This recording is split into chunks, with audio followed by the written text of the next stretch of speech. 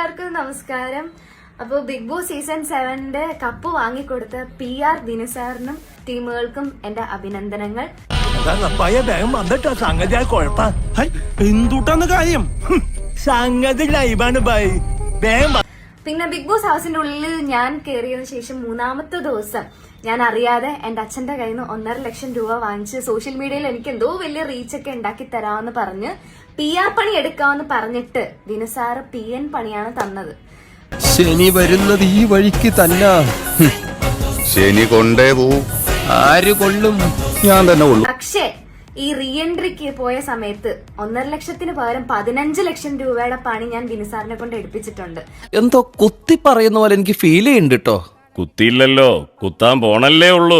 ആ പണിയില് കൂട്ടുനിന്ന അല്ലെങ്കിൽ എന്നെ ഇത്രയും റീച്ചും ഇത്രയും ഫേമസും ഇത്രയും വൈറലാക്കി തന്ന ദിനു സാറിന്റെ സോഷ്യൽ മീഡിയക്കാർക്കും യൂട്യൂബേഴ്സിനും എന്റെ എല്ലാ നന്ദിയും ഞാൻ അറിയിച്ചു കൊള്ളുന്നു. ഈ ഇരിപ്പിൽ അങ്ങോട്ട് സമാധിയായാൽ മതിയായിരുന്നു. അത് കൊള്ളാം. തളരരുത് രാമൻകുട്ടി, തളരരുത്.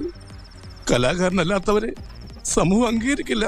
നീ സമാധാനം. പിന്നെ അഖിൽ മാരാറിനോട്, മാരാറ് കൊട്ടിയാൽ മാക്രി അറിയുമായിരിക്കും, പക്ഷെ അഡ്വക്കേറ്റ് ശൈത്യ കരയത്തില്ല.